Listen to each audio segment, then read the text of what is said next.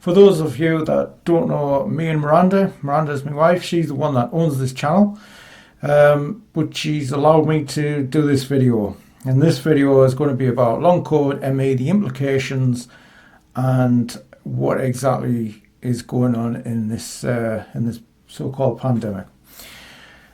Firstly, what really got me going was why it's triggered us to do this video was two things. One, I got a message from my doctor yesterday, which is Tuesday, the 8th of December 2020, asking us if I wanted to be a volunteer to go on the COVID-19 vaccine trials or whatever it is, a volunteer or something. I already had my anti-vaccine. It was about 20 years ago when I switched off the BBC. So another trigger for this was this here.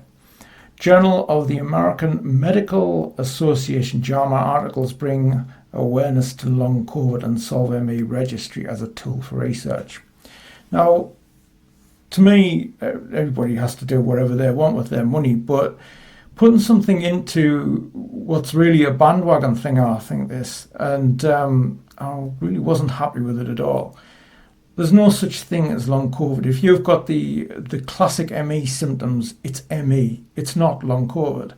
It's like calling me long hepatitis. It's like calling Miranda long pneumonia. It doesn't make sense. So the history of all this and when it started and that, and what happened was, of course, us in England and in the UK in general, we had, I think our first thing was we heard about this seafood market in Wuhan, China, where 4,500 people, or around that anyway, died out of a so-called 11 million. We haven't really got a clue, have we? But which would be a 0.04% death rate there, which is in line with pretty much like England is, I'm not sure it was just England or England and the UK is 0.07%. So it doesn't matter how much they hype this thing up, the death rates still won't, I mean, it's like if somebody gets shot in the head, they put it down as COVID. But the thing is that, anyway, the other one was Diamond Princess. And this is where 14 people died out of 3,700 and something. And that was a death toll of 0.3% death rate and a 99.7% obviously survival rate. Out of the ones that tested positive, that was 1.9% death rate. These people were over 70, and I think all of them had 7 died on the ship, 7 died elsewhere. So 98.1% survival rate. And this is, for the death rate, this is an age-related condition.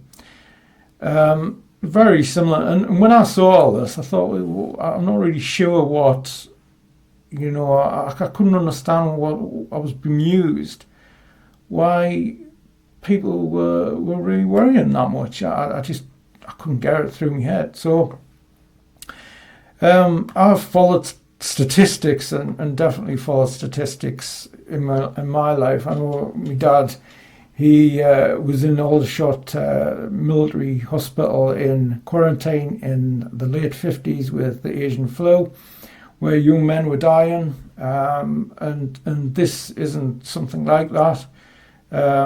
Although Asian flu wasn't the greatest killer of all time, and neither is this. So if we have a look at this, I think there might even be a better one than that. And just let me 2 seconds. If we go in, so people think we haven't had anything since the Black Death like this. In 2018, 2019, and this is the Office of National Statistics, 2018 and 2019, there was 50,000 deaths in England and Wales. Now, for you who are outside the UK, it's not just England, the UK, although probably some people would like that. It's actually Scotland, Northern Ireland, and Wales and England. So in Scotland, they had over 23,000 excess deaths, which that would bring it to 73,000, but I think people like to knock that down a bit towards something like 65,000. And the reason for that, I don't know if you remember, but in Australia there was a virus, there was no vaccine for it, and so there was these flu-related deaths. The other one was 2014-15. Both me and Miranda know that very well. Miranda ended up in hospital for 4 or 5 days, and I ended up in hospital for what was suspected as a heart attack at first, but turned out to be a chest infection. The other one is 1999, and before that 96, and again 98, 99, 98, 89, and you can see all this. However, it's still, and it's probably to do with vaccines, it's still the curve where in 50-51, if anybody doesn't know that, there was a terrible outbreak, especially around Liverpool. And that, as you can see, it does go down, and we do get blips though. So it's still, I know the 57, 58, I was over there, 76,000. So, of course, the Hong Kong flu killed 80,000 in the UK, and that was another nasty one. And so, what really bothered me is this illness, COVID-19, as a new illness. And I couldn't think how an illness that was magically new, yet they had a test. So for people with ME, for you people with long COVID, it's not, as I say, I don't think it's COVID, it's ME. You can get complications with any illness. And this, when you've had ME, you could say, well, there's never been tests and that for ME. There's more accurate tests for ME than there is for COVID. And the thing is these. When I found out that that COVID-19 test was, as probably you're all aware now, is the polymerase chain reaction test, PCR, sometimes in use in ME as viral protein 1 PCR test. This here is, as MEers will know very well, Dr. Charles Shepherd book, and about PCR. And these started off in the 90s when PCR was quite new. And so we found in 3 studies in a very short amount of time is Professor Behan, who many will know, 53% there found in ME, but they also found in controls as well. The other one was 26%. So you can see how using the same test, what it does, it amplifies something. So what they'll probably do with the amplification in the COVID situation is they target on one illness. You can target any virus with this. It's a universal test. So what you can do is you can really amplify it up, get these statistics that they're doing, take the vaccine and drop the amplification. It's like and the other one. As a third, they're still using PCR and ME. I'm not really sure why. There's not going to be anything to regain from 41%. So you got 41%, 26%, and 53%. The other one, again, on the same page actually on here, and Charles Shepherd's book, is Professor James Mowbray. This is he did a test called viral protein 1. This is Dr. Richardson.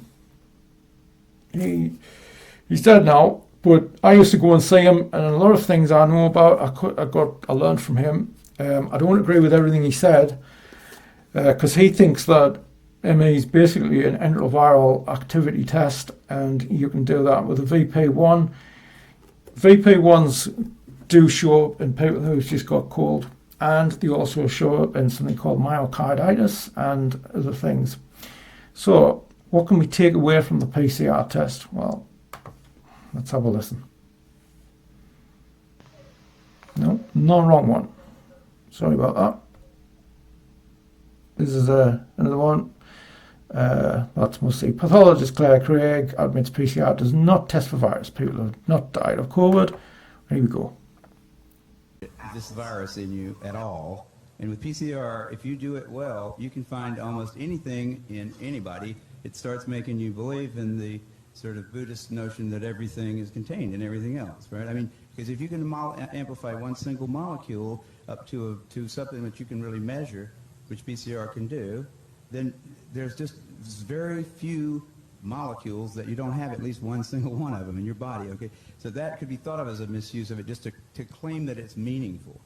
It is. No, there's very little of what they call HIV, and what's been brought out here by Phil Pott and Isai already. The measurement for it is not exact at all. It's not as good as our measurement for things like apples. An apple is an apple.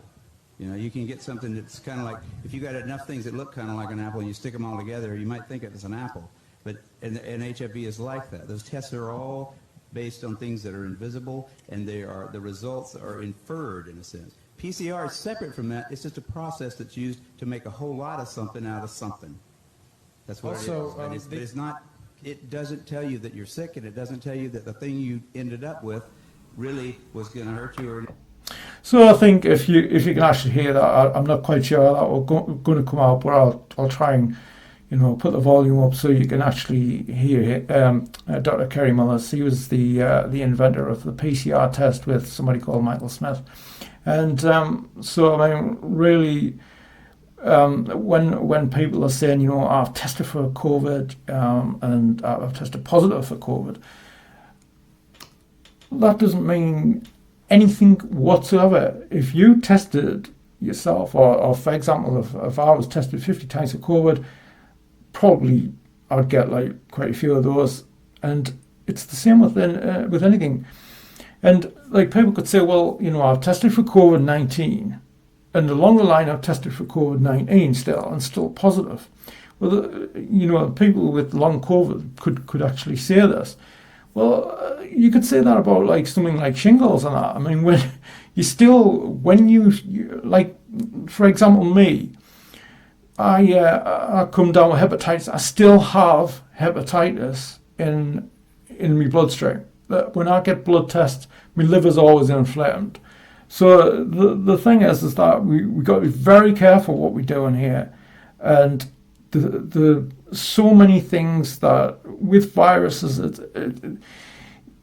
you see with viral infections, like Kerry Mullis, me and Miranda have discussed this quite often, where we both think that viruses are just part of the human condition. It's like we think that this is a theory. This is not a pure fact, as I'm very confident in my views on the other stuff I've said. But we believe that you're carrying viruses a bit like good bacteria and bad bacteria. Good bacteria is fine when your immune system's working.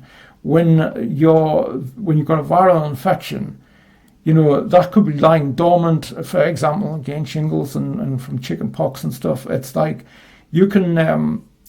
So when you're stressed and stuff like that, this is when you get problems. So I've run out of a bit of time here, and so I just want to.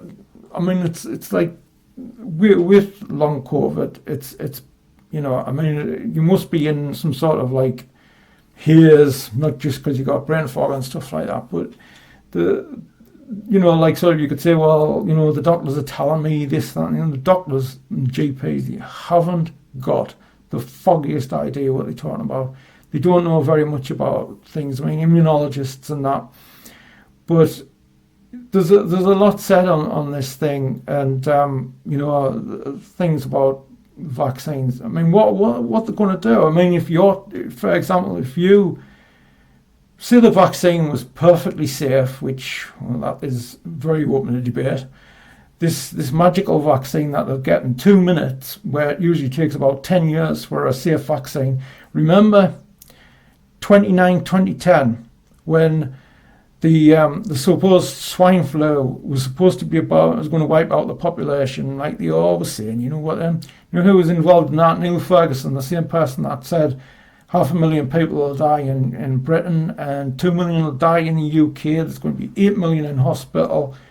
It's just nonsense. And the thing is that with all this stuff is, you've got to be very careful. I mean, I'm not, to me, there's no, I would get nothing out of lying, but I think there's, for example, the safety vaccine, if there was a perfectly safe vaccine that you felt like you wanted to take because you tested positive for COVID, and it's actually something else.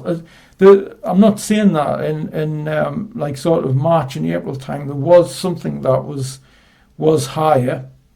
I don't buy into this second wave at all. That is just, again, for the same reasons as I've said about the PCR test is a waste of space. But the thing is that because people were testing positive and stuff, that doesn't mean, and a lot of people weren't testing positive, they didn't even have a test, but they were just there and they had flu-like symptoms and these things like blood clots and that's not unique to neither's the smell bit and loss of taste. That's not unique to any virus. That it's just not.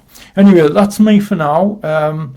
But like, I'll leave my if you want to talk about want me to talk about other things, and I just worry a little bit about like sort of long COVID getting dragged in and ME is two separate things, and vaccines are not going to help you.